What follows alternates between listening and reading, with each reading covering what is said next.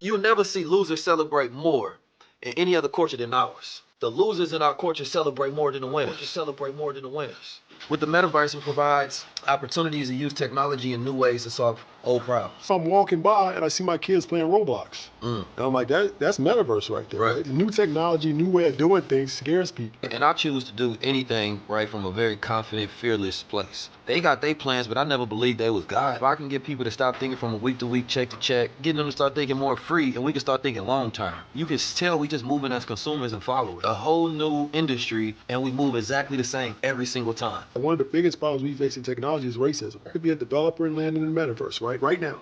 And I could develop land, nobody will know who I am. Diversification is the only strategy against this market bubble. When the stock market down, NFTs the same. Crypto down, NFTs the same. Decentralized applications and decentralized finance, that's the key right there. Price is not value.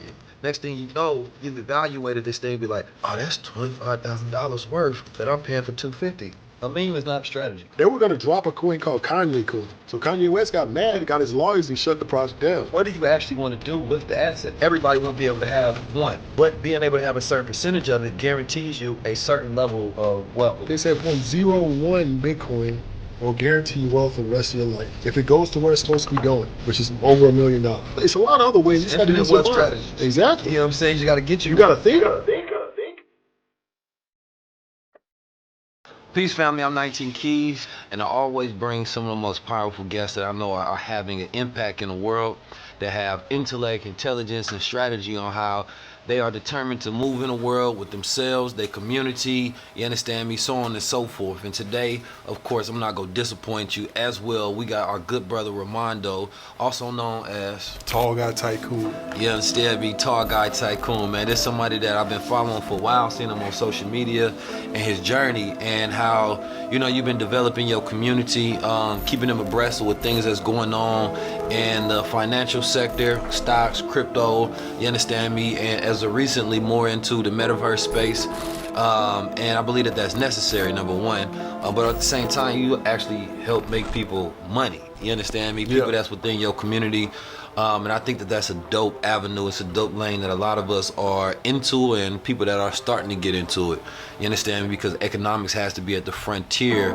of how we create our path towards freedom, you understand me, and justice and equity, right, and then equality, right.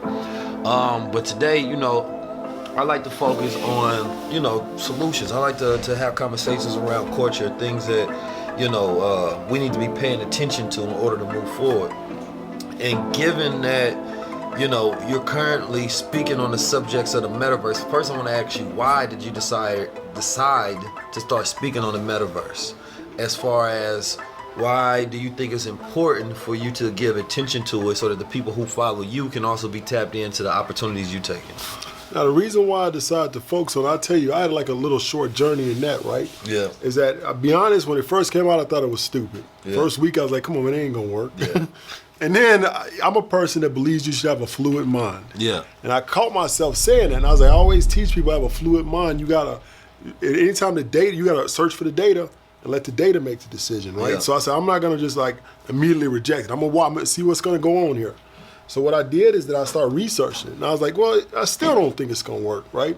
Then one day I remember I'm walking by and I see my kids playing Roblox. And I'm like, that's metaverse right there, right? It's the same thing. And I'm like, well, I don't have to understand it because they're gonna understand it, right? They're gonna be the ones that inherit the world. That's a fact. So they're growing up in this. Then I said, man, now I see where it's going. And then I start talking about the metaverse. I was saying, look, man, and I started like understanding that they're the ones that's going to be the ones in there. They're the ones that's going to be living and working in this world. Yeah. They're the ones that's growing up in it already. Yeah. And that's what made me start. It made like a light bulb go off in my head, and that's when I started talking about it. Well, sure. What do you say to the people that are like, nah, man, you falling into the one world order, you falling into right in position where they at least want us to be, so they can capture us, chip us up, throw us in a metaverse metadatabase, you understand me, and have us as digital slaves, as they human capital for the rest of our life into this utopian. What'd you say to those people, man? I understand, man. People get scared, man. I understand that, right? The new technology, new way of doing things scares people. Yeah. But man, I mean, I think I sent you an article on that. I said, you go back to the 18th century when they came out with the looms to make the fabric, right? that it was the same thing. There was something. It was people called Luddites. Luddites were people back in the 1800s. It was in Europe somewhere. They came up with these looms to do the fabric. Remember, everything was hand done before, and so they saw these looms working. They're like, man, this is like evil. Yeah. Like, how does this is what humans did before? How is this machine making this fabric? And immediately went back to that church and said, got to be from the devil. Right. And then they started sabotaging the machines. They started getting scared. They thought, just like you said, it's part of a new world order, and all these machines are going to take their jobs. And it was an effort to sabotage all these machines. This is exactly what's happening. Anytime there's new technology, back then, internet, TV, all the way up to now, people are going to fight against it. And that's just from fear and not understanding what it is. Right. Well, I want to play God's advocate on that as well. So, I teach it. So I'm in the space. Yeah. And I teach it for a very specific purpose. And that's because it's another tool and opportunity we can utilize to build wealth, right? Exactly. And the point of building wealth is we can utilize those resources for our liberation. You understand me? Liberating us from under the oppression that we currently face based on the way that the world is set up for these institutions. Now, I do understand that, when it comes to our specific culture, me and you as melanated black men in America, right? We fall under a subsection of people who are considered to be minorities under those who have all the power. And so I know that when it comes to the amount of resources that they have in order to get into a new industry, that's a lot. They can throw billions at it, right, and get in, and those who control the data and the information and things of that nature, they can figure out things faster, right? Now they got quantum machines and things of that nature. And at the end of the day, it gets to this point where it's like you could look at all of the data that exists and say, yeah, man, ain't no point in getting into nothing new whatsoever. Or you can say, nah, at the end of the day, I'm not going to operate from a fear-based mentality, Exactly. right? And I choose to do anything, right, from a very confident, fearless place, saying that they got their plans, but I never believed they was God. You understand me? The only way that you can be afraid of them if you believe that they God, because whatever you fear becomes your God. You understand me? They have the ability to rule over you. So at the end of the day, if we get into this space, whether it's metaverse, crypto, blockchain opportunities, you understand me? Whether it's financial literacy, even politics, right? You can say the same thing in politics and the metaverse, to be honest with me, is that do we have the ability to decide our own future, utilizing the resources and tools we want to use to build out our future, right? And there's no way that I'm going to come to this point and say no, that we have no power over the future, that we can't utilize none of these tools for our benefit. Our issue is that we're so divided on subjects that we don't come together for a united cause of how we're going to utilize the resource or the new technology, right? We facing a double-headed dragon on multiple fields and at every level of how we fight. But at the end of the day, you got to find some kind of tool that you're going to use as a weapon, right? Like some of us choose to say, you know what, I'm going to teach economics. I'm going to teach financial literacy, because if I can get people to stop thinking from a week-to-week, check-to-check, reliance institutions, now I can start getting them to start thinking more free, and we can start thinking long-term, right? And once you start thinking long-term, now you can start having a vision that you're going to work towards and implement to bring forth a new reality.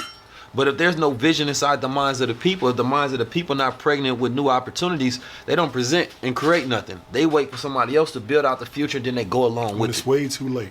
Yeah, and way too late. With the metaverse, it provides opportunities to use technology in new ways to solve old problems. Yeah. You understand me? And so that's my take on it, is that, yeah, they may have an agenda, but we got one too. You understand me? And if you only believe in them, then of course you're afraid. Exactly. But if you believe in yourself and you believe in us, the organizers, the leaders, the curators, the creators, you understand me, then ain't nothing to fear in the first place. If you understand your power is equal to theirs, then what you scared of. Yeah, I mean, your even intellectual more. power is the same. This is the thing about technology, is that it's all intellectual, right? Is that it could be somebody over there. It doesn't matter how much power, especially in a new technology like this. Facebook, it was a couple of dudes in a Harvard college dorm room. They created something and look where it's at now. You see what I'm saying? Yeah. But trying to tell you. But this is what I'm talking about, is that it could be one man or a group of men that get together and they can create something right now, a group of black men or whatever, group of minorities or whatever, and they create something now that can go on into the future. Man, listen, man, we got so much power. We be Exactly. playing. Listen, people be thinking like I'm always putting out critical thoughts for us to think, right? And it's so much in society that I just dislike right now. It's ridiculous, and I gotta switch my mindset because I'm seeing too many things I don't like, and that's not good for me. I need to have my mind grid focused on things that I love, that I enjoy, that I want to see more of. Because I know for a fact that whatever you pay attention to, you grow. Whatever you water, you grow. So it's like I got to switch off my frequency right now because I'm seeing too much of things that I dislike. So it's like, let's say NFTs, right? Now, I understand that we need entries for things, right? Culture is an entry that gets people to follow, right? But I also understand that America is not even the influencer when it comes to this, right? You go to the Philippines that really is adopted 32% of the market. In America, at 3.2% of the market, and that percentage of our culture is even lower of people that's within it. But our culture do have a large influence. So when I look at all of the entertainers buying into one single thing, you understand me, creating $1 billion brand, to me that's the same as we buying into Gucci and then giving people something to aspire to and saying, hey, we just outpriced you again. We in a whole nother class. We're back to our exclusive model. It's to bringing the same sort of culture into a new space. And I don't like that, especially our rap culture, right? Rappers are the biggest followers of the world. You understand me? They always proclaim they not leaders. You understand me? And they always proclaim they not role models and that they just entertainers. And in that case, we need to treat them just as entertainers, right? And when you want to treat somebody just as an entertainer, you treat them the same way the king would treat the jester. You understand me? Yeah. Or the circus treats a clown. Because a lot of them are clowns. Yeah. And I say that directly because I know a lot of them. And the other ones, I listen to some of the music, but I don't take it serious. Other communities don't take that music serious. Exactly. And we got to stop taking our entertainers serious. I agree with you. At the end of the day, like, that's just no cap. That's an act, man. There's nothing wrong. The thing about it, there's nothing wrong with it being an act. No, it's like somebody acting in a movie. Yeah, exactly. So we need to do two things. We need to understand they're acting, and then understand it's okay that they're acting. Yeah. And that's okay, and move on. Yeah. You see what I'm saying? Like, so all that weird business that they into, that's because they're entertaining. They're entertaining. That's a career path for them, right? Just like you see somebody in a movie, you like the movie, like Denzel's in a movie or something, you like what he's doing, you like his role, like in Training Day, but you know that's not him, and you move on. Yeah. You know what I'm saying? That's how we have to see rappers and entertainers. And see, once you start looking at structures and hierarchies of society and even different caste systems, in our culture, the rappers are in the place of what would be our leaders, right? Yeah. Because they have the type of attention and influence that a leader or an organizer or an intellectual should have over a society. Instead, the entertainers are there. So there's a vapor and gap of being led in the wrong direction, right? I only say that to bring back the conversation, to dial it down back to the NFT conversation. It's like, everybody gets into Bored Ape Yacht Club. And shout out to the guys that did it because, man, they put together a brilliant marketing campaign, agency, PR, everything behind it. They put money behind that to make that successful, right? Now I see every young black rapper, I'm going to buy that because it's the new Rolex. It's the new Flex. This is my new Gucci. This is my new Prada, my new designer, Miri, my new Lamborghini, right? But when you got a new space like this, you can create such a much better example, right? And there's so many better strategies that you can utilize, right? That'd be pure brilliant in this space. Number one, and I don't mind being critical of Bored Ape Yacht because I know that they're going to be successful regardless. Yeah. So I'm not down in the project, right? You really want to pick the top boys and use them as the examples because they can take it. The top can always take the criticism. Yeah. So when it comes to that, man, and I think about the way everybody is what they call aping in, right? Because they're setting standards and rules as having this first mover advantage of being successful. What we could have done and what we still can do, of course, you understand me? But it's like we got to start moving correctly in the formation. It's like instead of just buying into a project that has nothing to do with the culture, meaning that people from the culture didn't create it. You understand me? When I say culture, let's because my audience is universal, but I'm a black man, so I always speak in context a lot of times because we got more problems than everybody else. Yeah. So I'm going to always solve our problems first, you understand me, which will help the rest of the world. Yeah, exactly. And if people don't want me to solve our problems, then they got an issue with our culture moving forward. Exactly. So if you don't like that, then you the problem. You understand me? Don't get slapped playing with me. I'm just playing. I'm chill for it. I eat fruit and stuff. Man. I'm relaxed. I don't play with me.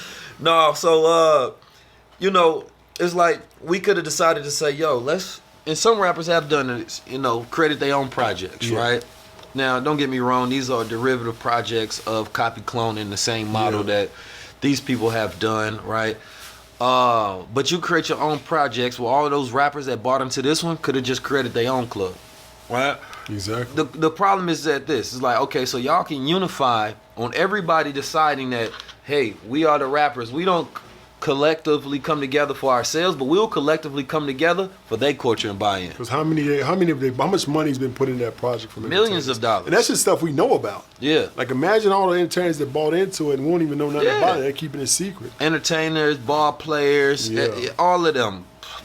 So it's like, listen, we as rappers, we hate each other. We kill each other. But wait a minute. We will all buy into their project and make their culture richer. Yeah. You understand me? Build their brand up.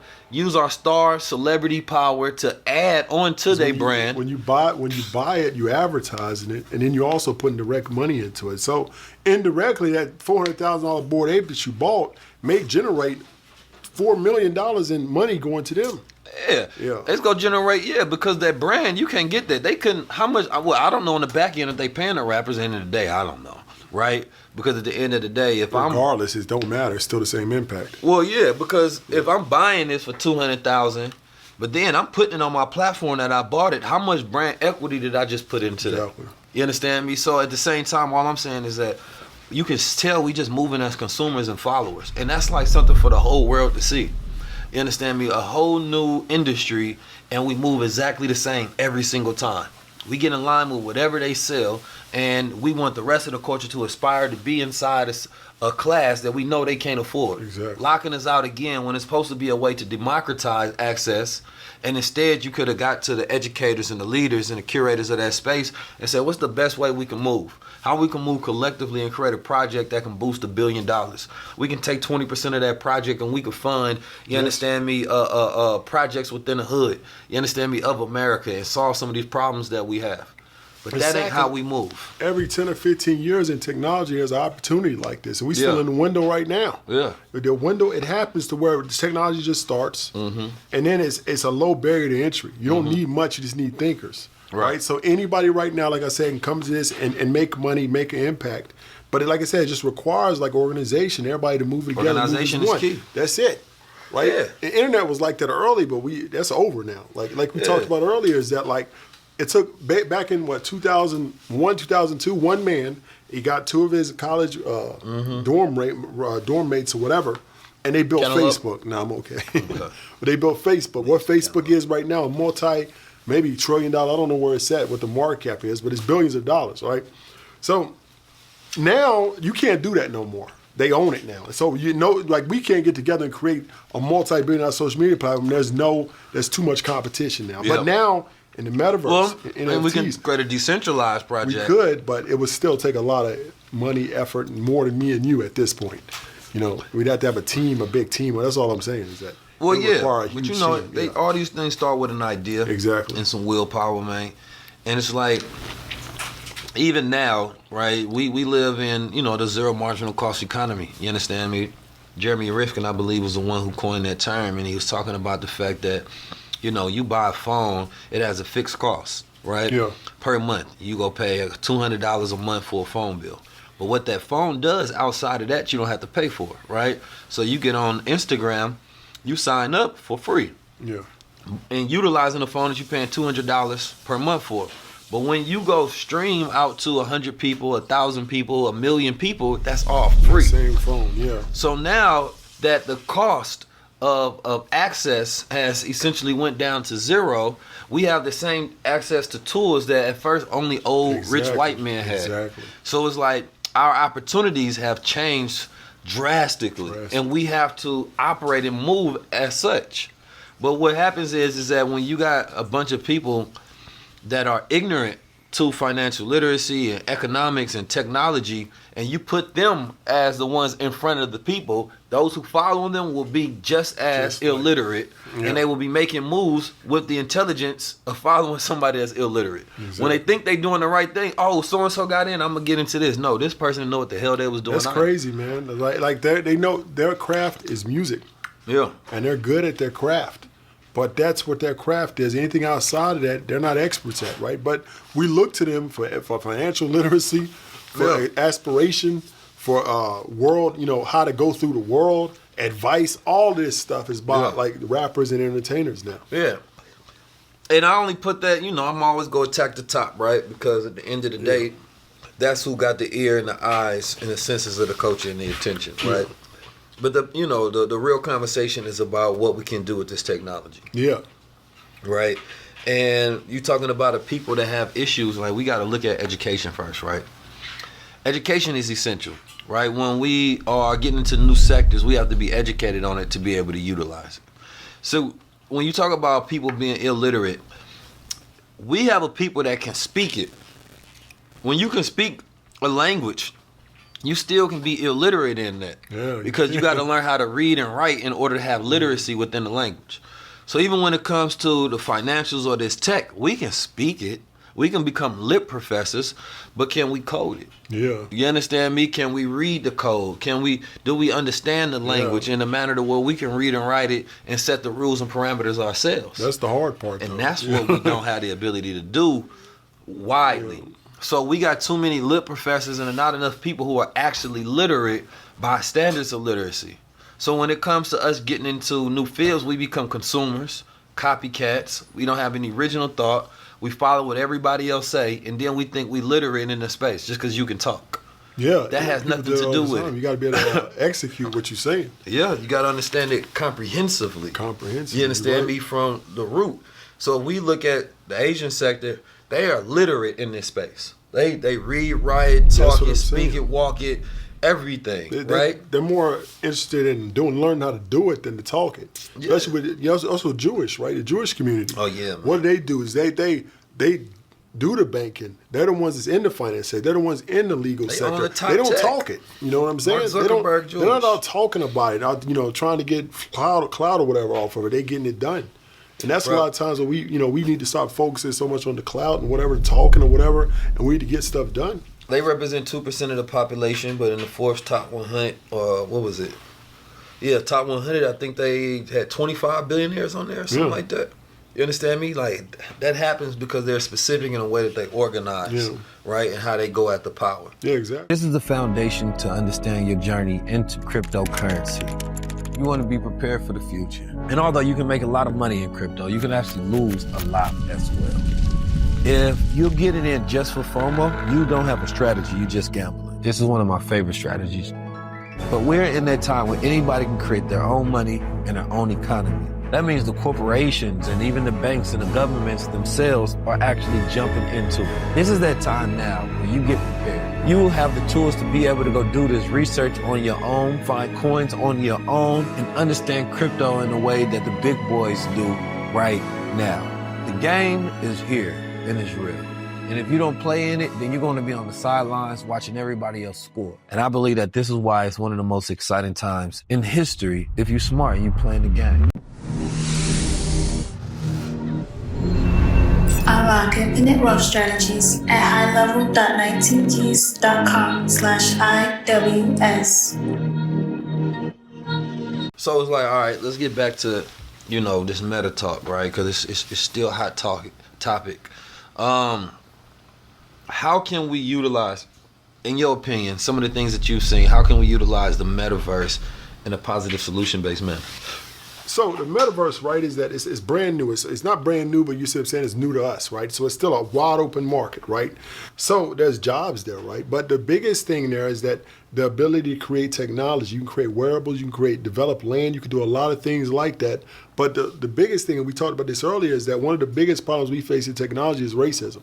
I faced it when I started. Yes, a tech bias, right? Is that you walk into the room and they look at you and you don't fit the profile, and then they start asking questions, right? And then it is racism in tech, but so it's easy. It's not hard to overcome, but you have to work to overcome it, right? But with the metaverse, right, I could be a developer and land in the metaverse, right now, and I could develop land. Nobody will know who I am, right? I can. It's identity. It's that my identity is hidden, and I can choose to show it. I could choose not to.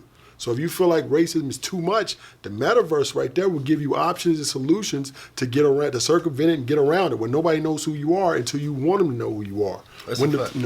So that's what I see the biggest opportunity in the metaverse is, and even in a lot of technology, but in the metaverse specifically, is that it allows people who've been like, people that's been marginalized for years, now they have a chance to do great things, and in an environment where nobody knows who anybody else is. So racism in the metaverse is completely gone. Technically it's gone because nobody knows who you are. You can choose your color if you wanted to. Yeah. So that's an opportunity, right, to be able to create great things and circumvent this thing that's called racism that it's been holding us down for so many years. So one way I see it is through also education, right? Yeah. Education increases in a metaverse just because when you stimulated by multiple senses in the way that you go about learning, you understand me, it creeps more into your memory and your long-term understanding of things, right? And better. And the education system has an old model that hasn't changed. It's one of the hardest systems to change. Take typically like 50 years to change something in the education system, right?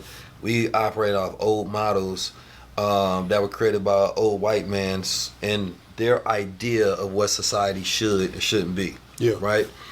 But if we want to utilize it in a manner to where we democratize education and give people access to skills, right, to increase their value of their human capital, then we go utilize the metaverse to create our new libraries of Timbuktu.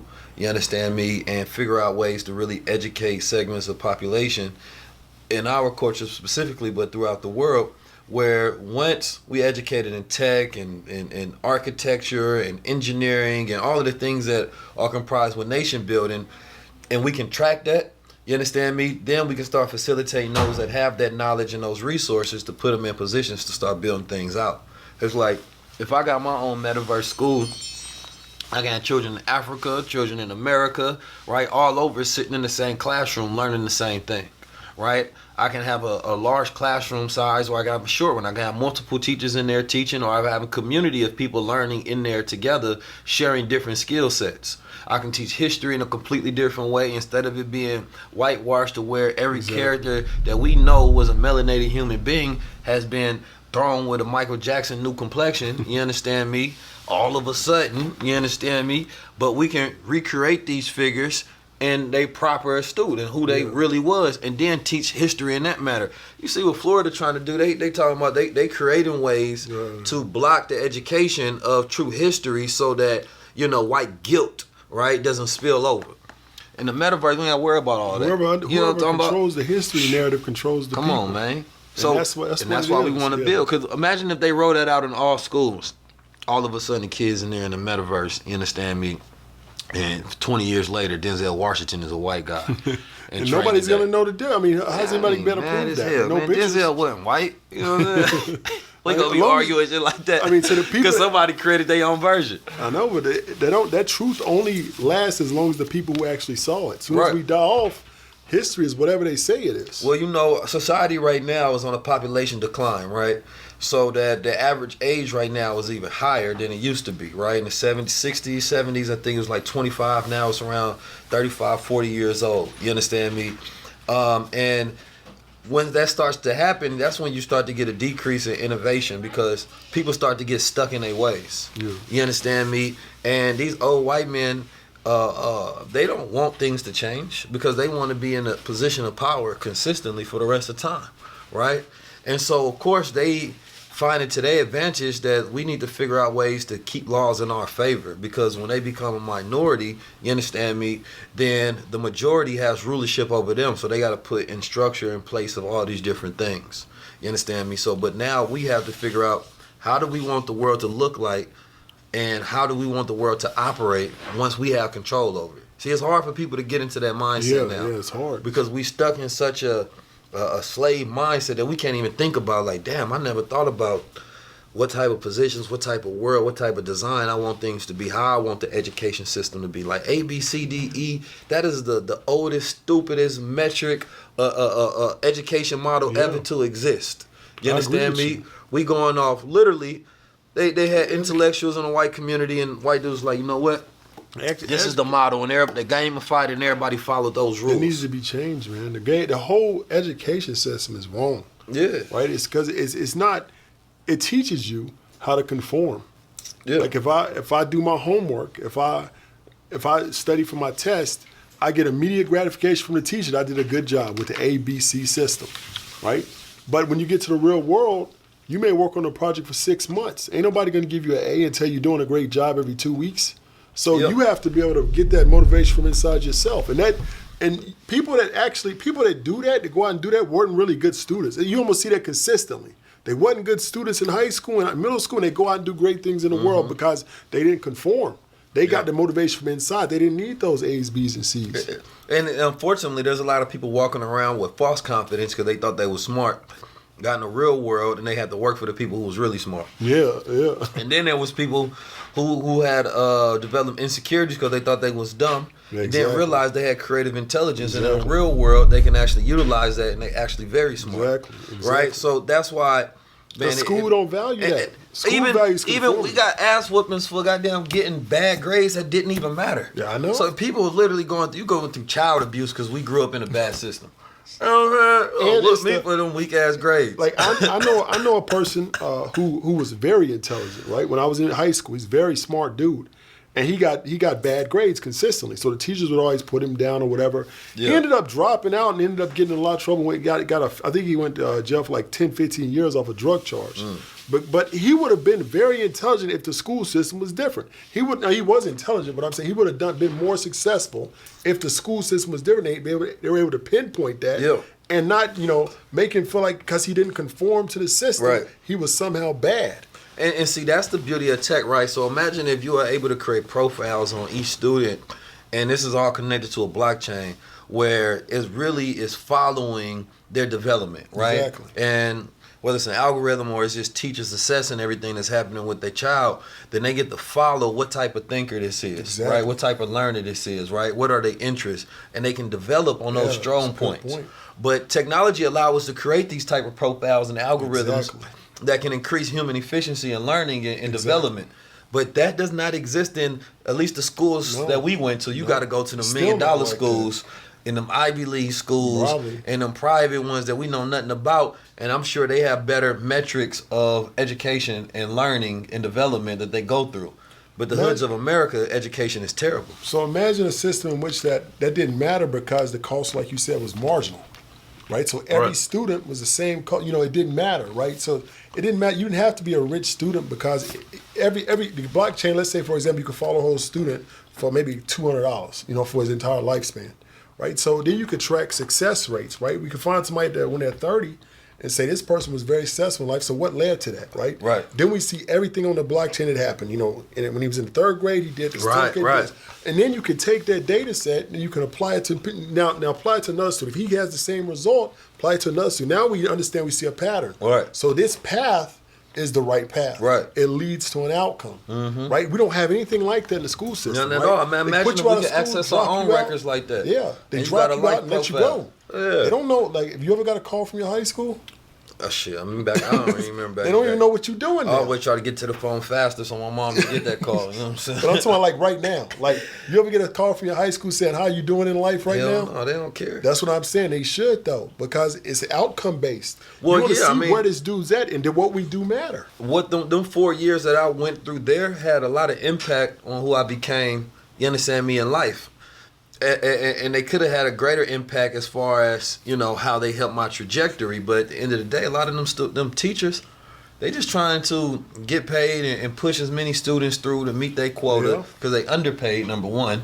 You understand me? They understaffed. The classroom sizes are too large, so they can't give small classroom focus to student development, right? And in better schools, you're going to have a smaller focus group where you can, all right, I understand that. Like if we go back before integration, teachers used to visit the homes of students. Yeah. Right? They knew their student's name. They knew what was going on in their life. They knew all of their grades and all of that by heart. They really knew these students. The teachers don't know these students today. Integration hurt the school system. Yeah, integration destroyed us. Neighborhoods too. So. We owned more before we integrated. Yeah. You understand me? Martin Luther King had the wrong dream. I don't know what were you smoking that night before. No disrespect.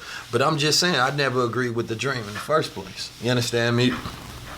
So I think the issue is that I got my socks all up. I done got comfortable. I got my pineapple. I had my socks. You know what I'm saying? They see this as real, man. That's all right. Excuse me, this fruit good as hell. Shout out to Chef Mom. But the issue is that after we went through integration, we lost a lot of that independent mindset to do for self, right? And instead, we wanted them to do for us. No, if we want change, we got to vote for it. At first, like, we got to create it, we got to make it, we got to develop it. You understand me? And then it became like, no, now that we've integrated, right now I need any approval or improvement I want in my life, I need the system to do that for me. And I need to fight the system until they improve this aspect of my life. But when we had this mindset, like, these devils ain't gonna never change, then we create our own systems. We got to create our own business. We had our own bus lines. We have our own schools, our own curriculums, because we knew we had to do for self. We had to save ourselves.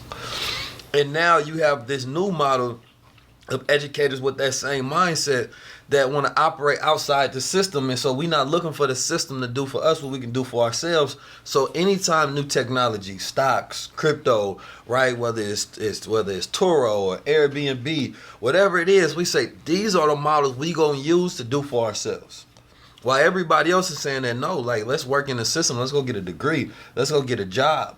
You understand me? Like, why y'all trying to do DeFi? Let's still work with the banks and try to get the best loans and hope that they change these systems. Get mad over the credit scoring system. And everything. So this generation just happened to be revolutionary and wanted to be disruptive. And this technology provides the right opportunity for us to capitalize on that mindset and execute.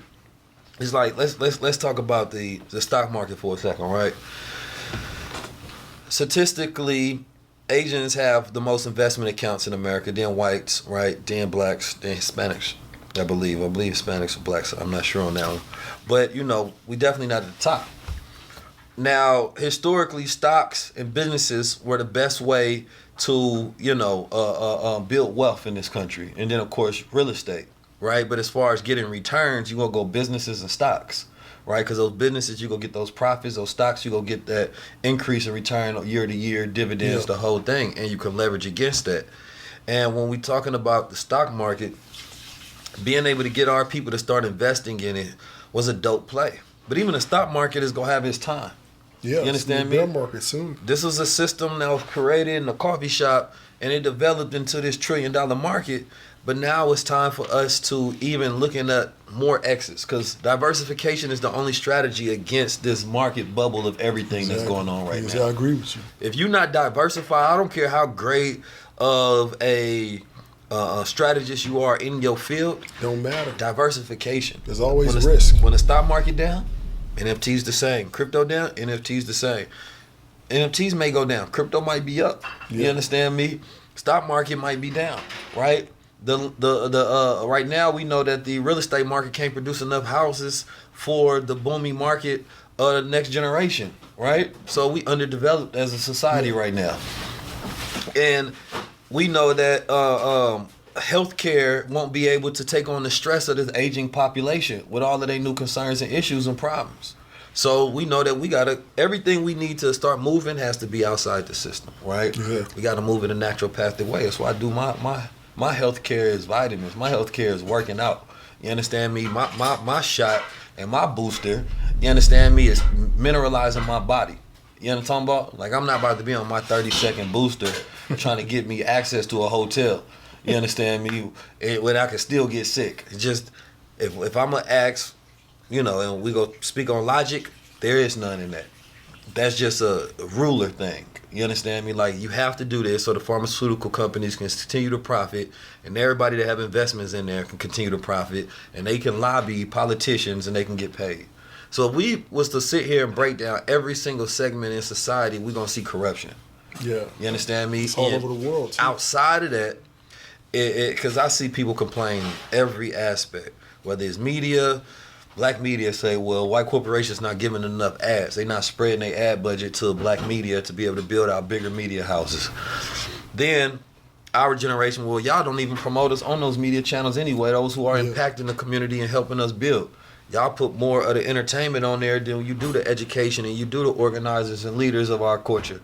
So we don't care about y'all, but at the end of the day, we could teach y'all how you can create new business models and restructure everything that you're doing over there to grow it, if y'all wanted to tap in. Yeah. But they want more acceptance from dominant society rather than turning around and, helping building up their own society. Exactly. Then we look at the banking structure. We know that the bank's been robbing us for all of this time, right? And so, we're going to learn credit. We're going to learn the loans. We're going to learn all of that. But at the end of the day, DeFi, decentralized applications and decentralized finance, that's the key right there. Exactly. Being able to loan to each other, right? Use crypto loans. Like I tell people all the time is that I'm going to buy a new car, right, in the next few months. So the car's roughly like the Escalade, new Escalade. Okay. I got one now, but I want to get the new one. So the smart, I got crypto assets, right? So crypto, I got crypto, right? So I can leverage that crypto. I can get a loan out against it. They no credit check, no nothing. They don't know, they don't know who you are, anything like that. They give you, you get 50% back, and it's 1% a year. And the 1% is an interest-only loan. So that means that instead of me paying, that Escalade be like $1,400 a month, I take that, get the loan out against my crypto, 1% interest only is $80 a month. And the crypto goes into an account. Crypto keeps growing. Right. So after the 3 years, I got to pay it back. But the crypto's way up here by now. I take a little bit out, pay that loan off, and keep the rest. But now I got the crypto and the car. That's a fact. But that's what crypto allows people to do. And if you went to a bank, even if you had assets to leverage, they're still gonna want a credit check. They're still gonna want to check all this stuff. They still want to make sure they can get their money because the crypto is is instant, right? They got it. If they don't need to use it, they're gonna they can sell it instantly. Real estate is more liquid, so if you use your real estate as leverage, they know maybe we not be able to sell this house, so we need this credit score. We need his job history. We need some other leverage just in case this don't work out. Well, crypto is so liquid and so the potential is so great. They'll give you loans like that based on the value of your crypto. Right, because you can instantly cash out. Yeah, that's the kind of thinking we have to have, right? Is be able to think past just going into a car lot and paying the 22% interest rate. Yeah. Think about other ways to do it like that or another. It's a lot of other ways. You just got to use wealth your mind. strategies. Exactly. You know what I'm saying? You just got to get You got to think, man, and you have a goal, right? There's 1,000 ways to get to that goal. You just have to figure out which one is the most optimal. Most people only know one path. I need a car. Go to the car lot and pay whatever the man asks. Right, but there's 100 ways. You just got to figure it out, like you said, infinite wealth strategies. Learn from people who know. Come up with ideas, 100 ideas, and then pick from those ideas and say this is the right one for this particular time and this buy and go down that path. Right. But that's what people have to think, man. You just dropped hella keys. I had to let you breathe on that. I had to let you breathe on the track. You understand me? Because I understand that route of borrowing against the assets that you have, right? It's the same model that the bank uses. You put your money in the bank, they're going to take 90% of your money and go flip it, right? Exactly. And then while they flipping it, you understand me? They charging you, right, to house your money at the same time. So you put in $100,000 in the bank, they take $90,000 and throw it in the market. They may take a certain percentage and put it into insurance. Insurance will be a tax haven, get them 40% return, guaranteed, while they only guaranteeing you 0.6% return. So they automatically making profit off your money once they get in there. You understand me? And right now, with all of this knowledge and all this education on how these systems work, right? Same thing with a musician. A musician, if artists, and we know that we got a lot of artists in our culture. Everybody want to be a rapper. Everybody want to be a singer or whatever it may be. They go to a bank right now and be like, look, man, I'm the next little something, right? I'm going to kill the game. I need $100,000, right, for my marketing. My marketing budget. I need it for my style, my branding. Listen, man, I got to get the best equipment. The bank go, man, stop playing. They'll laugh at you. They may get mad, call the police. Bank ain't pushing P. You know what I'm about? They may call the police on you. But check game, though. Blockchain democratized opportunities because the music label will say, well, if you already got a little influence and some spin, right, you can go over there and leverage that, right? You'll leverage your audience you already have, which means you got to first build up an independent model, and then they see that and whether they want to invest in it. So the bank will give you the loan because a deal is just a loan, right? Nobody used that term in our community, so we never looked at it like that. Oh, I got a deal. Oh, you got a loan. Okay, cool. So these folks over here, they got the capital, they got the liquid, they put up the loan, but then they go charge you for it. You understand me? So look, we'll give you the loan, but you got to pay for everything. But I want to cut from everything that you make. Now imagine if the bank said, listen, I'm going to give you this loan, but for every sale that you make, You understand me? I want 50% of that. You look at the bank like, man, y'all, I can give you 50% of my business. People do it all the But time. we do that with the record labels. The decentralized model is, it was a rapper, I think his name is Igor. He was out in Chicago. He decided to say that, you know what, I'm going to raise money for my album utilizing cryptocurrency. So he was able to successfully create a campaign like a GoFundMe. He was able to raise 50 ETH, came out to about $92,000 before the album comes out. So now he has his album fully funded before he drops it. So now the people become the record label, right? These are the opportunities that exist. So when we talk about new routes, there's so many strategies that for us to follow any of these old ones just makes us lazy. Exactly. I still don't understand why rappers still go that route. I have no idea why that's happening. They take this. It's predatory at the same time. They take advantage of the hood. I mean, you know, you come from the hood, you ain't got this kind of like. We study this, so it's lost on us about how many people don't understand this at all, right? Yeah. Like still, adoption is very slow. So people every day are rather spend 9 hours on Netflix rather than actually learn a new industry that allowed them to build $1 million portfolio. Like that don't interest them. No, it don't. You understand me? Some people will rather go to jail rather than goddamn learn. Yeah. Literally. That's the fact. People keep going back to jail. They'll get out and go right back. Yeah. Doing the same thing they went through in the first place, the same way. Yeah. Not even changed. I mean, but that's we creatures of habit. I know. So it's like we do that with every aspect of our lives, and specifically relationships. We go back instead of learning how to become a new person and develop ourselves and doing that inner shadow work. We keep attracting the same versions of a different person. You understand me? In a different person because we too lazy to do the work that will allow us to put us on a different frequency to attract something new. Yeah. And that same relationship is a relationship we have with institutions. You understand me? Yeah, the banking, the education institution, right? The political institution, all of them. It's the same failed trauma-based relationship. Exactly. So it's like now, what we talking about are solutions. Cryptocurrency provides solutions where you can take intellectual property and get it funded. You can figure out how to be the most creative you want to be in an NFT project and you can get it funded. Exactly. Right? I've done 6 figures in NFTs. I'm going to do 7 figures this year. Yeah. Easy. Right? I'm funding a new project with my tech crowns and my wearable crowns and events and courses and education. Why? Because I looked at this technology as an opportunity to create a new business model. Execute it, yeah. Yeah, like it's a new business model is what I want people to get to it. Like, and creative business models is the key to this whole thing. It ain't the fact that you don't have a good business. Your business model might not be good. Exactly. So it's like... That's a good point, man. That's a good point. People buy into my course. Well, they not buying into a course. They buying a membership into my society. In this society, I can decide that every Monday, which I have been doing, every Monday, my father teaches a mindset and manhood development class. Right? So a mother in there might be having trouble with her child. But now every Monday, she paid one-time fee. She got in there, right? And here's a general that's been teaching and giving the game every single Monday and get that mind right. Then they get access to different courses to where we tell them what projects to buy into. Now they can listen to the things that we tell them and they can go flip that and get money.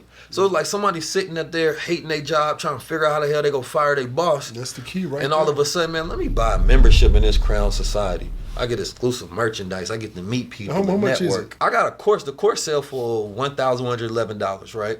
A person to buy into, because people don't understand NFTs. So I tell them my NFT give them access to my course. But they go buy the course a la carte, right? They go buy the course a la carte instead of buying the NFT to get access to the course. Yeah. Because we still operate off old models. Yeah, exactly. That's a good point. You understand me? So it's like, why would you do that? I buy too many courses because I want to make sure that it ain't on a strategy out there. I ain't got access. That's what I do. I did that. I still do it too. Is that I buy things right now, like you said, is that if you buy, like especially with I do this all the time with audiobooks. I'll buy an audiobook and I may read only half of it, right? But it's something in that half that was worth the $10 I paid. Yeah. You know, so we got to start seeing stuff like the value of things, man. Is that you pay like you said, it's $250? Yeah, well, that's for one of the crowns currently. Okay, I get into your society for $250, right? So all I got to do is learn maybe one sentence. That's it. And that could change my life. One sentence, right? And that's it. You know, all the other stuff I can learn, I can not learn, whatever. I can get in there one day, hear one thing, and that's worth thousands. And now, right? I'm gonna leave off on this point. At this point, price is not value, No, it's right? not. And this is where people get lost in it because they look at the price and they equate value. That's the consumer mindset. Exactly. We never learn how to properly measure the value because we never learn evaluations. So what we can look at something and be like, whoa, now that I understand the value of this is underpriced. You would look at the time, how much was spent to make this, what Expertise could I went into possibly it. get out of this, all of that, and then you start assessing it like, wait a minute, $250, okay, this part got to be worth at least $100. He had to put this many hours, that got to be worth at least another $1,000. He paid who to come in here, that's another $1,000, that's another $1,000. Next thing you know, you evaluated this thing and be like, oh, that's $25,000 worth that I'm paying for $250. So now when you want to ask yourself, if this is a good investment and my money can go far, what better thing you can do with that $250 that you probably traded for, right, 10 hours of your life? You understand me? That can help increase the rest of your life. That's like 6 or 7 Uber Eats. Yeah. That's it. You get Uber Eats every day for 1 week, that's $250. So you can go get that Uber Eat, you understand me? Or we can feed you this knowledge. It's up to you. Exactly. Make sure you tap in. Keys family, we back. 19 Keys here with the good brother. Tall Guy Tycoon.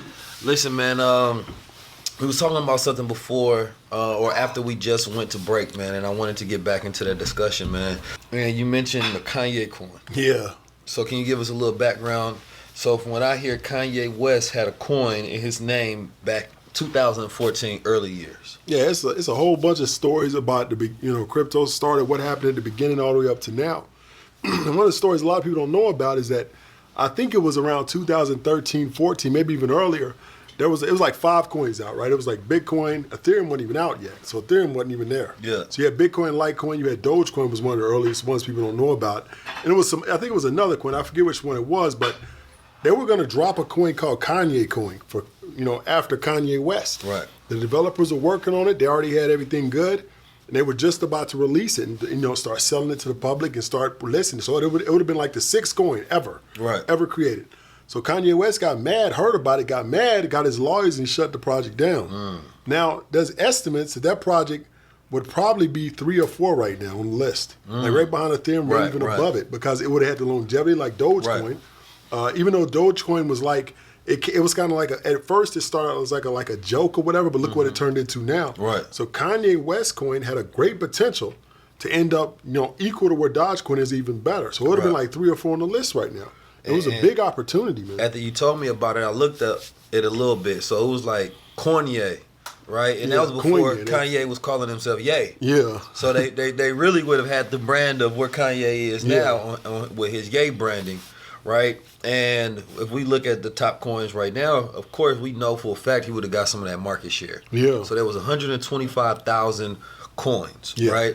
And at the time, there was, I think they found 2 transactions where guys were willing to buy it at that time for like 0.1 or 3 ETH or something, which would have been worth around $83. Yeah. And it was doing an estimate inflation model of basically seeing like how much money of that would have been if it would have continued to grow, right? And we know for a fact it would have been at least $1 billion project, minimum, right? minimum $1 billion project. And that kind of goes into 100% of what we talked about these industries, right? We know, he knew about crypto 2014. He knew about that's why he spoke about it before. Yeah, he did. 50 spoke about it before because he did some things in crypto where people was able to get free Bitcoin for getting an album or something of that nature. And it's like, not one of these, at the end of the day, you can't be a leader after 10 years later. You know what I'm saying? Yeah. But it's like, you ask a question like, why is there no big black coins with their own black chains like a Polygon? We know that some exist, right? But we talking about, number one, funding, of course, is going to be an issue, but also our enthusiasm towards technology, period. Some of these coins started off as protocols to try to solve problems and try to scale this blockchain industry, right? Like Ethereum, right? Wanted to make a better Bitcoin, essentially, right? Dogecoin was a joke, right? But then it formed into something. Hey, man, it turned into $1 billion joke, right? And so it's like, not one time did the culture decide to say, nah, the joke's on us if we don't get in. Now, one time that we say, let's create a coin and then let's all support that. And then if that coin has great utility, value, presence, everybody else surrounding that culture that benefits from it will want to buy into it as well. So we would have been the first movers, then the value would have went up while we were holding it. Exactly. Yeah. You understand me? So we could have had billions of dollars circulating in our own economy, Yeah. and then that coin could have supplied to funded so many different things, right? Including lobbying when it comes to politics, where we could take, we can decide to take a percentage of that and say that, no, we're going to put it into this campaign to help this person to do this, right? So it's like cryptocurrency provides models for solutions that we've yet to really tackle and use. Regardless of what the regulation is or will be, if the technology prevails and it still exists, it means that there will always be an opportunity to create our own economy, our own money. In the U.S., it's not illegal to create your own money, right? So that's one of the reasons why, people are able to create cryptos in the U.S., right? Even though, the SEC go after people like Ripple, right? They say the worst thing that Ripple did was incorporate it in the U.S. Yeah. That was really the worst thing that they did. But at the end of the day, it's not illegal to create money in the U.S., right? So it's like we never thought about creating our own money, right? We complained about not having money, but we never thought about going off the system and off the grid. And you would think, specifically, if there was going to be a class or a group of people who are going to decide that we want to be decentralized, we want to be off the grid and out the system, you would think that those so-called stolen Africans in America, right, or some of those Native Americans in America would decide to create their own currency, right, and operate outside the system so they can have their own economic vehicle to liberation. That makes the most sense in the world, right? But we've yet to collectively agree on an agenda that serves our best interest. So our social contract is still with those who don't serve our best interest. So that's what blockchain does for me. That's what it does for all of us. It gives us the opportunity at any moment's notice that we want to unify, we want to have collective economics, we can decide to do it now.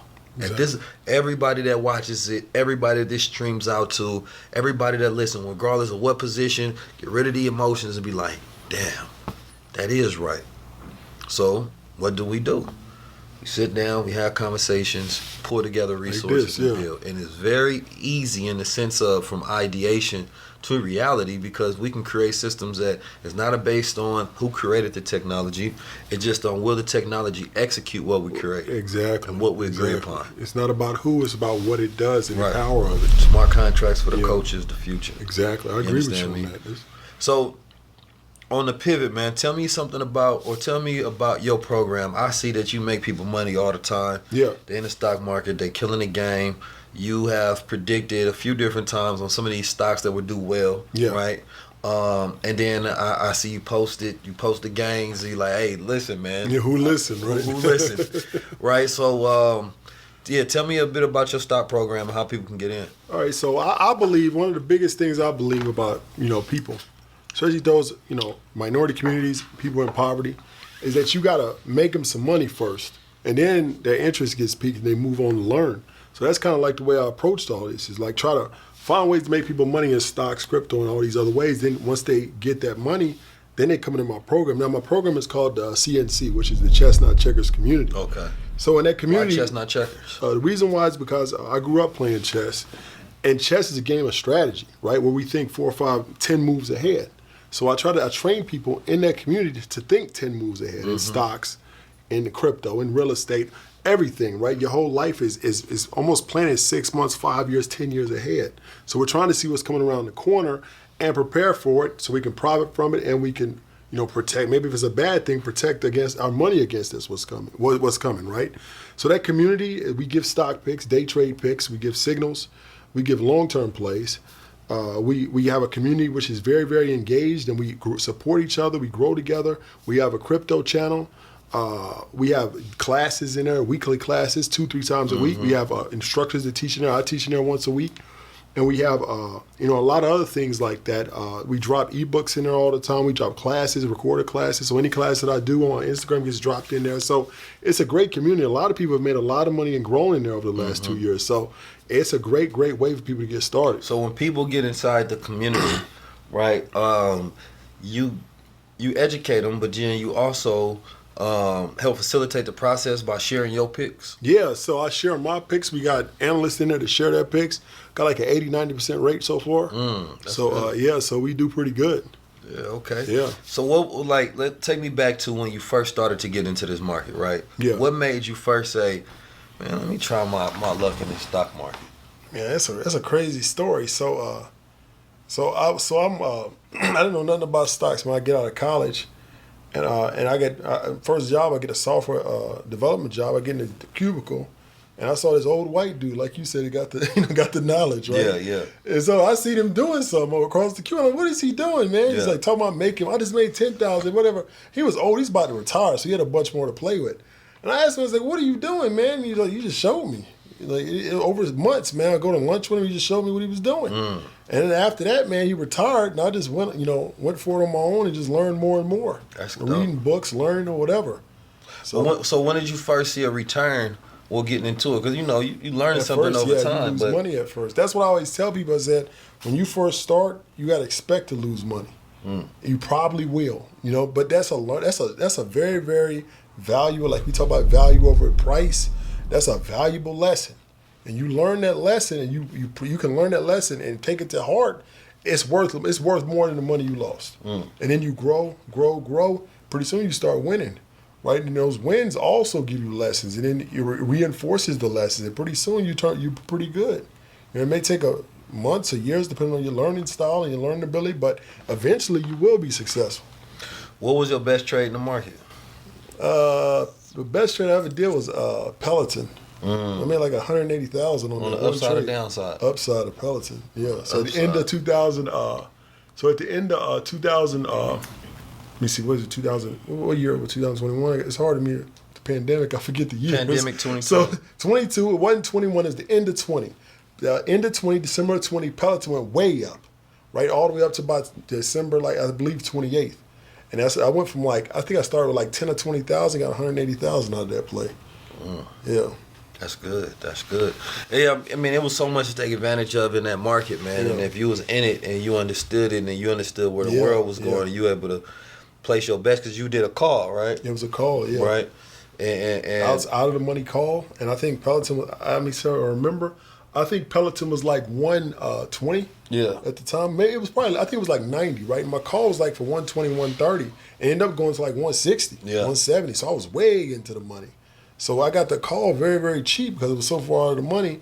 And because I predicted it was going to do well because of Christmas season, right? I knew people was going to buy those bikes. I knew the hype was going to be around it. And I knew the stock, I didn't know, but I had a strong, prediction that the stock would go up because of that. So it did, right? So when, my call was at 120, I think the price ended up being 160, 170 when I sold it. So it was for those who don't know, you're talking about trading options in the market, which gives you essentially the option, right, to buy time in the market. Yeah. You understand me? Or insurance in the market. You understand me? And I'm not going to go deep into options at this moment because those who follow the channel, those who want to get tapped into that game, join the stock It'd be club or join other different things. Now it'd be an hour lesson minimum. So. Because I want to explain one thing, leave you with another piece. This is going to happen. But essentially, you understand me? It allows you opportunity to leverage stocks that you don't own. You understand me? And to be able to sell contracts of those stocks, right? And that may sound complicated to some people, but it's really simple once you take a hour lesson, 2 hour lesson, and you get the idea that you can make money because the market has all of these different financial instruments that you can utilize, right? So where you can take $500 or $1,000, and the ability of being right can generate infinite returns. Exactly. Right? And when I say infinite, I'm not being facetious. I'm actually being serious. Yeah. Right? Now, the risk, there's always risk involved in this. This is risky, especially if you don't understand what you're doing getting into it. But there's people who live by this and only trade this. There's some stock people who don't trade it at all. They may only swing trade, or they may only follow fundamentals or technicals and buy stocks for 10 years out. But at the end of the day, I like options. I like options because it gives us options. Yeah, exactly. Right? It's essentially like when the stock market went down, 2008 recession, we didn't know, and it wasn't prevalent in our culture that we can go into the stock market and make money still, right? That if we would have started looking around and got into observation and started looking at all of these markets, okay, well, if we get out the recession, what will go up? And we started buying calls on those things, looking at historical evaluated companies. Man, we could have made millionaires and billionaires in our culture just by a few different calls. But the thing about it is a time like that's going to come again. Yeah. Eventually. I mean, the market is down right now at the time of this film. Yeah. And a call is basically saying that you are betting that the market is going to go up to a certain price. A put is you betting it's going to go down. And if you can accurately predict that and understand how to buy your options and which prices and which is going to, people that want to buy anyway. Like I said, I don't want to get into the difficulty of it. But what I'm saying is there's a new skill that you can learn. If you know me, I'm going to always teach about all the different aspects, right? I'm not a master at it, but I utilize it, right? I just did a good call, so I'll tell you a strategy I did the other day. I seen Ethereum going down, right? I'm in my trade station, so I got crypto on my trade station, right? So I took some crypto out of that trade station, right? Or I didn't take it out, but I cashed it out to USD. Yeah. Then I transferred that over to my options account because they link together. So took it out Ethereum, then I put a put on SPY. You understand me? SPY goes down like Frazier. You understand me? Yeah. So I made $15,000.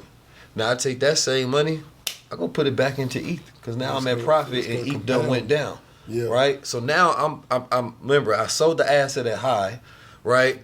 I go and bet again the market is go down. It goes my way that I think it's going to go. Yeah. Right? I make that money. I take my profit because you always take profits when you're dealing with options because a lot of people make no profit with options because everybody ain't good. They be up, but they don't take profits. They don't take profit. Real until you sell it. And I promise you, right after I took profit, I went back up. Because I listen, I like picking one and just trading on that. You understand me? And I love SPY because there's a strategy of just trading SPY daily. But on this one, it was just understanding the market, understanding how tech was getting beat up, the earnings call, the feds, all of that different thing was creating the perfect storm. And then also understanding that there's always going to be a correction, always going to be a recession. Time in the market beats time in the market, but at the end of the day, there's certain predictive markers, understanding patterns and cycles where you can see things coming. Exactly. Right? So that was an opportunity where I took money out on something that was high, took the profit out, utilized that to place a put, took the profit from that, got back into a position at a lower cost. You understand me? And now I get to hold that for a lower investor. That's going to compound that $15,000, maybe compound to $200,000-$300,000. You know, and that's a new profit for this year. That's my new taxes. I'm about to get taxed on. Yeah. I mean, over 10 years, they said Ethereum it could go to like 180. Right. So, I'm going to always hold some Ethereum. That one play could have netted you millions over 10 years. Yeah. And I mean, because I could take that same thing and I went and bought some new NFTs. Yeah. You understand me? And I'm just going to hold them. For the most part, I got my set target. So, an NFT strategy is like, if you trade NFTs, which I don't suggest the average person do because you got to understand the game if you go trade it, right? Yeah. They just came out with the statistic that 88% of the projects on OpenSea either fraudulent or scam copycat projects, right? Yeah. And there's always been a predictive model that 90% of these projects will fail. Now, number one reason is going to be something like that. The 88%, they got to fail. You understand me?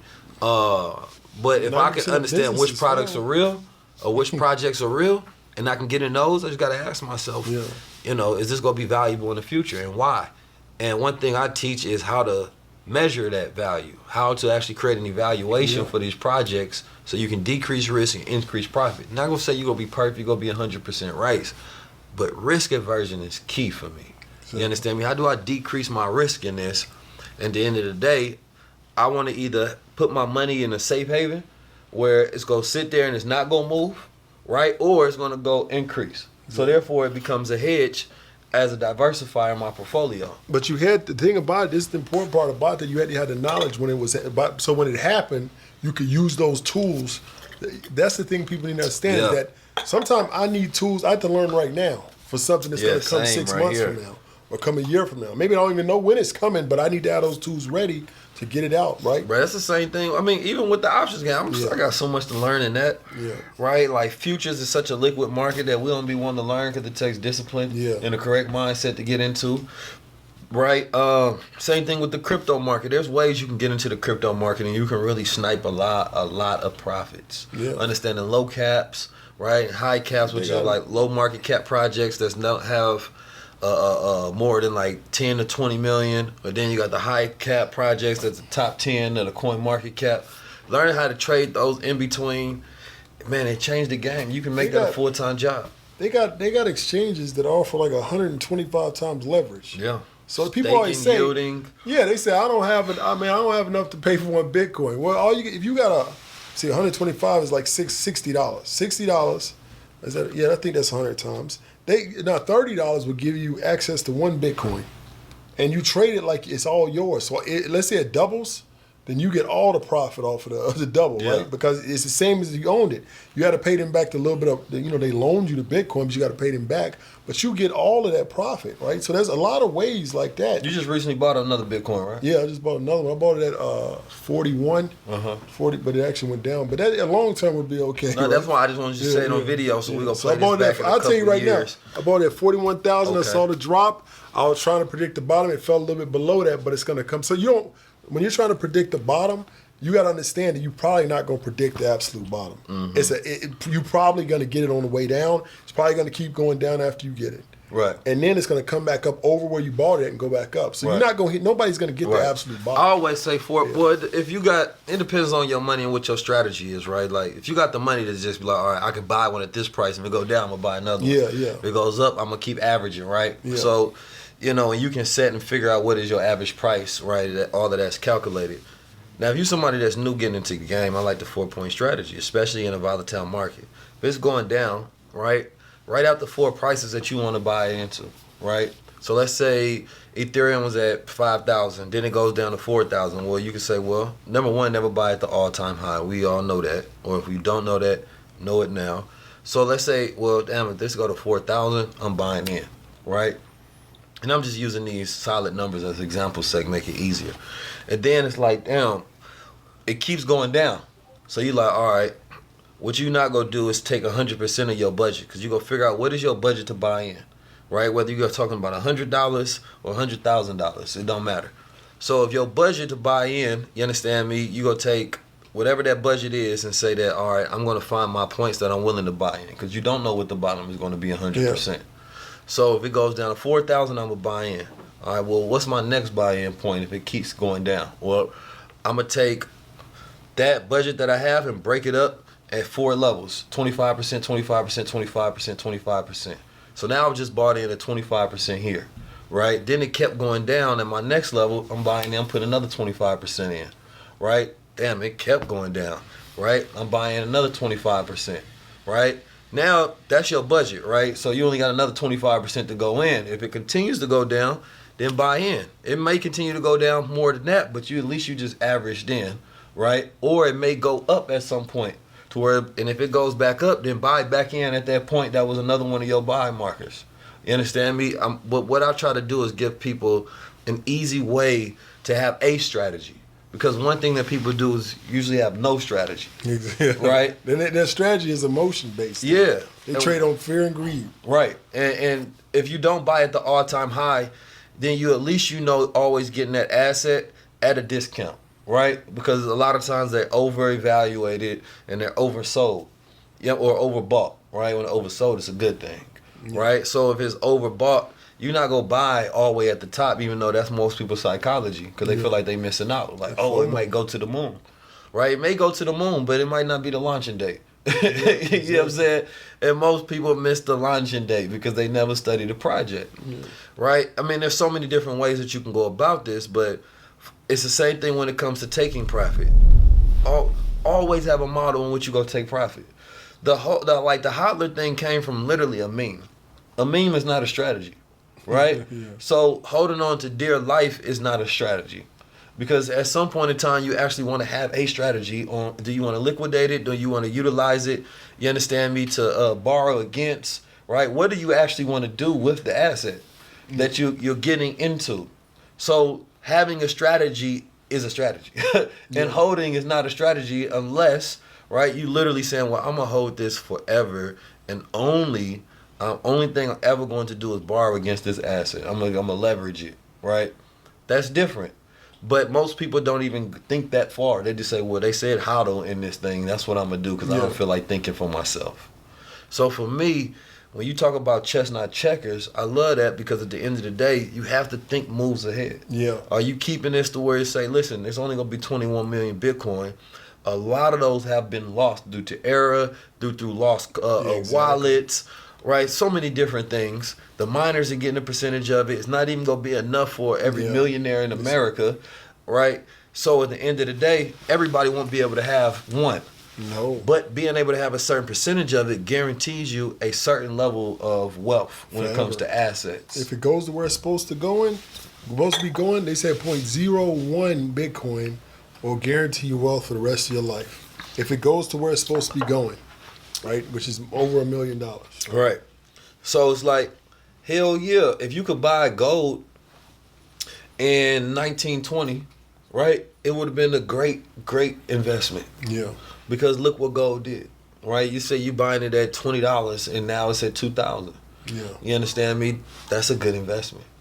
And during those times, you know, even up to the 60s and 50s and 80s, gold was cheap as hell. Yeah, $35 an ounce in the 50s. So imagine that. Like, we was buying so many different things that had no value. We weren't thinking about asset classes. We weren't buying into none of those things, but we literally could have just held on to gold. That's it. Right? And been successful. So that whole model of holding on to an asset is a key. Right? But if we look at what our what's inside our trust, which we don't usually have, but we need to have a trust, and we look at what the family estate owns, if there are no asset classes that you're holding on to, you have no leverage in the future. Mm-hmm. There's no growth guarantee. There's no wealth guarantee. There's nothing to pass down. Them little trinkets you pass down to the family don't mean nothing unless they have real value, intrinsic value. This is the foundation to understand your journey into cryptocurrency. You want to be prepared for the future. And although you can make a lot of money in crypto, you can actually lose a lot as well. If you're getting in just for FOMO, you don't have a strategy, you're just gambling. This is one of my favorite strategies. But we're in that time where anybody can create their own money and their own economy. That means the corporations and even the banks and the governments themselves are actually jumping into it. This is that time now where you get prepared. You will have the tools to be able to go do this research on your own, find coins on your own, and understand crypto in a way that the big boys do right now. The game is here and it's real. And if you don't play in it, then you're going to be on the sidelines watching everybody else score. And I believe that this is why it's one of the most exciting times in history if you're smart and you playing the game. Unlock infinite wealth strategies at highlevel.19gs.com/IWS. So understanding financial literacy brought us to the point where, well, gold has intrinsic value. Let me buy this because it's always going to have some value. So at least I know now this family name has assets connected to it. This study of wealth model that they put in out by 2053 saying black people have 0% assets in America and said that we will have 0% wealth in America. Well, if it's based on assets, let me just buy some assets. If I can go get me all of the families to own some Bitcoin, own some gold, right? Own some land, whether it's a parcel, whether it's a kilo of gold or an ounce of gold or grams of gold that you allocate a percentage of your paycheck and your earnings to, whether it's an NFT digital project, whether you're getting fractional ownership of a blue chip NFT project, look what that means, right? Go to fractional.art and you can buy fractions of an NFT if you can't buy the whole thing, where you can still get exposure to it. So you have ownership of that asset without having to buy the whole thing. And you can do fractional ownership in stocks, NFTs, right? In crypto, right? Yeah, crypto. Because you could buy Satoshis of a Bitcoin rather than buying the whole thing. So that whole I can't afford it is a mindset. So when you start thinking of wealth in percentages, you just start allocating a percentage, right, of your earnings towards your wealth portfolio. And eventually you can end up owning a whole thing, right, if you can't own it now. And so learning the skill set allows you also to take advantages of the gaps in the market as it's going up and down, giving you more leverage to be able to gain profit, right, and double your ownership of the asset. So the game is to be played, not to just be watched on the sideline, waiting to get in. A lot of people do that, man. They watch people like me and you, for example, and they'll watch watch films, sometimes years. Yeah. Never do nothing. Yeah. You know, I met a woman was in New York, and she was like, and she knew me from my voice. I was just walking, talking to somebody, and she knew me from my voice. Came up to me and said, "Are you TallGuy Tycoon?" Took a picture of me. I asked her. I said, "What stocks you trade?" Yeah. She said, "I've never traded stock." I said, "Crypto you trade?" I never did. I said, "You've been following me for a year, and you never did." She knew me by my voice, so she had to hear me a lot. I but find it's that because as a big issue. Yeah. It's like a lot of people do that. They'll watch and they'll hope and dream, but they never will actually take the step. Well, because people treat education like entertainment. Now, yeah. You understand me? It's for their escapism, right? Not for their improvement. So it's like they know it's good. So this is the excuse people make. Right? Well, I'm watching Keith. I know he's dropping knowledge, so at least it's better than me watching Netflix. Exactly. Right? But then they don't have the mindset to execute on the information because that requires real discipline. That requires focus. That requires learning. Right? And a lot of times a person don't have belief in self that they even have the confidence that they can do this thing. Right? Self-love is a key here, right? A person don't even love themselves enough to believe in themselves enough to think that they can grow outside their circumstances. People question themselves, who am I, right, to learn something new and put myself in a better position? When my mama did, my dad did, my auntie, my cousin, my partner, none of these people that I'm connected to did it. I don't think I'm better than them, right? You don't think you better than your circumstances. I put up a post about that. My mom was actually talking to me the other day, and she was just talking about how people change and how people need to change. And she was like, she said, people change when they look in the mirror, they look at themselves and realize I'm too good to be living like this. I'm too good to not have this knowledge. I'm too good to be out of shape. I'm too good. Absolutely. I'm as a person, I'm too good for this. God gave me way too many talents, skills, and gifts for me to not utilize them. Exactly. And when you look in yourself in the mirror and you realize that, that's when real change happens. I was having this conversation earlier. I once worked for somebody, you understand me, and I had this realization. So I fired my job one time where I was working security, and they came and they was paying me like $10 an hour or something like that, right? Some crazy crap, right? But I was down bad. You feel me? I had to get a job. I had to hustle. I've always been a worker. I'm gonna get it. You understand me? I'm a worker. I'm an earner. That's my personality. You understand me? I'm gonna get it regardless. But anyway, the boss walks in smooth. You understand me? Black dude taking his job extra super serious. You understand me? He walk in like he goddamn Steven Seagal in one of the movies, dressed in all black. You feel me? Walking in slow motion. He could tell I had the face of dissatisfaction. He must have just knew that day it was at the highest heights. So he walked up to me and said, "Look, man, he's I'll be all extra cool, boss. Like, I'm gonna give you a raise. I'm gonna give you $1.10. I'm putting that in now. You understand me? I appreciate you. I love what you're doing here."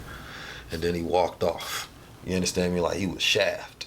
He thought he didn't goddamn just did something. He thought he done won, man. So anyway, I sat there at that door and I thought about it. I said, did this nigga just offer me $1?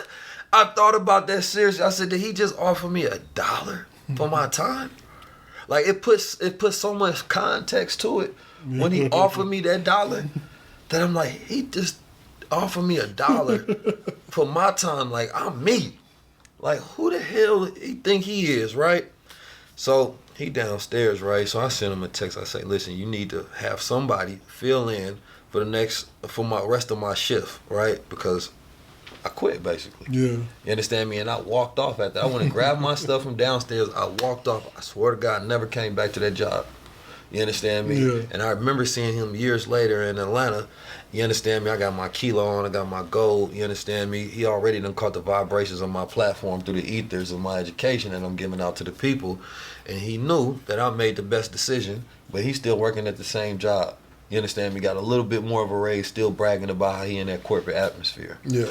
And not everybody has that moment where they realize that the people that's paying them could never afford them. Yeah. You understand me? Because of how valuable they are, right? But if I didn't, and then I fired that job. That wasn't the last job I worked at. The next job I worked at was the last one.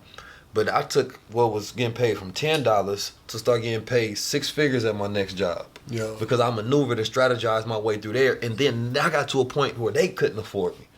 Because I was making them millions of dollars, but I knew I could be doing that for myself. And so each and every person has to decide for themselves what their true worth is. Yeah. Right? What's the worth of your time? What's the value you can produce from your own mind if you controlled your own time? And then you will value knowledge and education. Because that same money you go pay for some shoes, a purse, sex, car, right, and other entertainment, you could have sat down, disciplined yourself, got education that would have paid you for the rest of your And life. the thing about it is that, like you said, those shoes, the cars, so like that, you still gonna get them. Yeah. You're just delaying On the back end, the sacrifice. We celebrate more than any other culture. You'll never see losers celebrate more in any other culture than ours. The losers in our culture celebrate more than the winners. They be at the club every goddamn night celebrating their losses, trying to escape reality. Right? That's the harsh thing. Spending an average amount of money, whether it's $86 to like $125 a night. You understand me? Going to the club trying to impress other people that's trying to escape their life. Yeah. Right? And then they be coming together, trauma bonding, creating poverty line babies. I seen a dude one time, this dude I played basketball with. Now, I picked him up. He worked at Foot Locker. He was the manager. So he made about, I think he told me like $35,000. But it was like 5-10 years ago.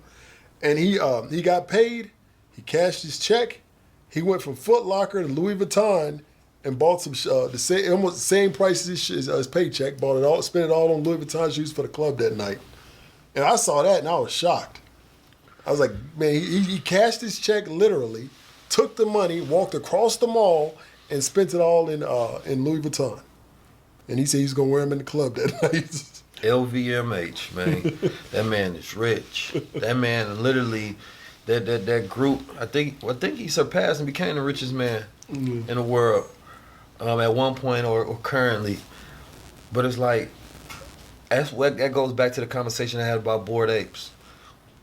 Every time the same thing happens, we can't wait to make the other side rich. Yeah. And we can't wait to show off how much we've made them rich, how much we've paid to make them rich. We try to say, oh, nah, I'm investing or I'm getting into this. Nah, you are being played. You played yourself. You ain't got the game.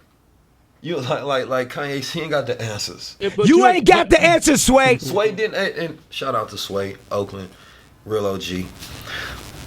Sway didn't have the answers at that time for Kanye. Because Kanye was trying to play a game from a different vantage point. You understand me? To become a billionaire, one of the richest men in American history. Whether I agree with, he got bad women choices, right? Especially this new chick. He lied in that new verse in My New Bad. That was the only word he was capping, because she not bad, first of all. And in the culture, don't never like checking nobody. Like, Kanye, what is you doing, B? You got all these billions and that's who you chilling with? So anyway, man, he picking these second-rate women, you understand me, playing with his legacy. But that's on him. I ain't got nothing to do with that. That was just a sidebar. Right? But at the end of the day, we got to stop being consumers, right? And we got to start becoming rulers. And the only way we can do that is if we have control. That's it. I don't care how much money a single person makes in any industry at all. If the collective is not benefiting from it and it's pushing generations forward, that's it for me. Like, you can make $1 billion today and the whole culture will be like, man, bro, raw. I love what he did, this, that, and the third, because at the end of the day, our culture is like this. They may hate your process, but they'll love your results. No matter how you went and got it, Kanye wore the red hat, he talked this stuff, he done went flip Kardashian, this, that, and the third. He become a billionaire. He got that report that he was the richest man in American history, black man. Culture loved you. You're the new aspiration. Kanye's the new white man for the culture. Not saying that Kanye is a white man, but as far as the way we was looking at white men with all that kind of money and aspiration. So we know the fact that the culture has a short-term memory when it comes to their moral position against things. So we go for the long-term steps because we understand that the assessment that y'all having don't matter right now. Once y'all see the success, y'all be on the bandwagon, right? So when it comes to control and when it comes to power, we have to do everything for the long term. We ain't trying to satisfy short-term emotions. I don't care about your money. I want to see your impact, right? We have issue with family dynamics. We have issue with economic dynamics. We have issue with being free and having justice and having equity and equality all over.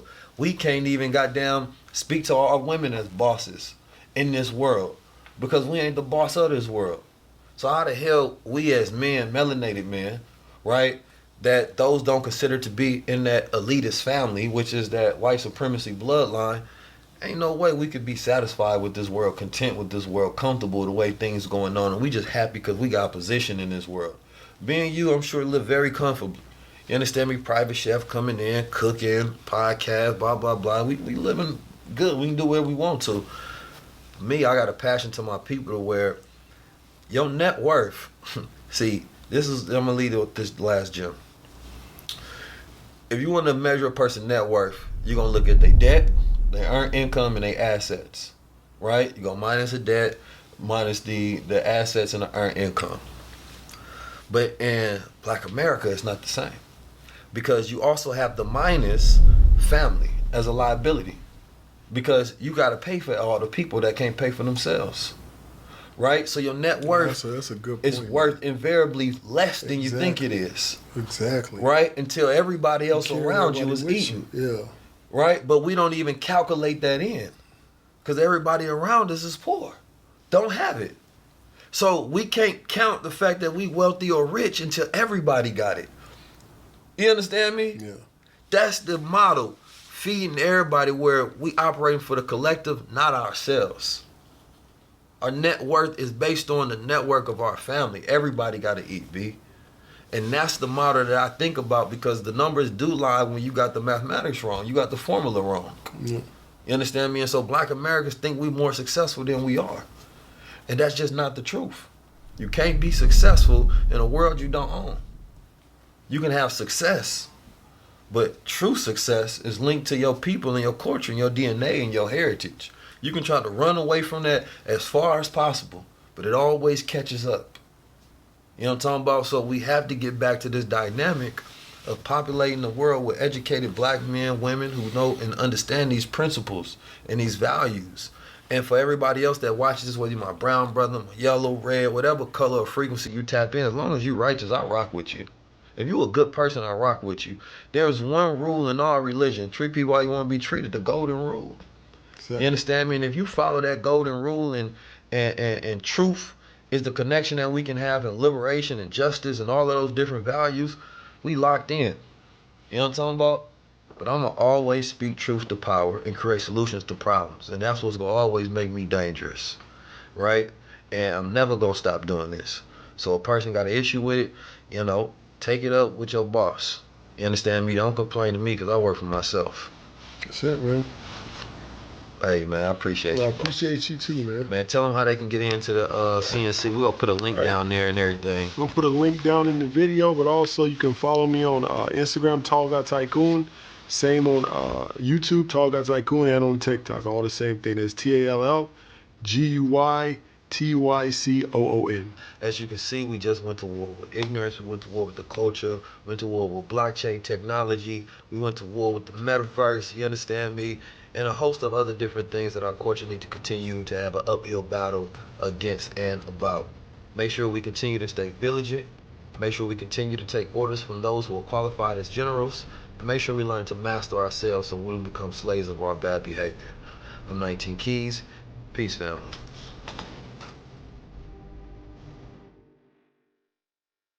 This is the foundation to understand your journey into cryptocurrency. You want to be prepared for the future. And although you can make a lot of money in crypto, you can actually lose a lot as well. If you get it in just for FOMO, you don't have a strategy, you just gambling. This is one of my favorite strategies.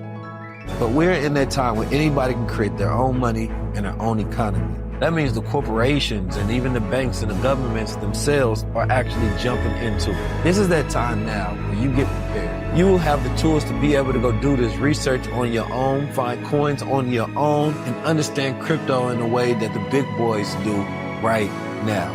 The game is here and it's real. And if you don't play in it, then you're going to be on the sidelines watching everybody else score. And I believe that this is why it's one of the most exciting times in history if you're smart and you playing the game.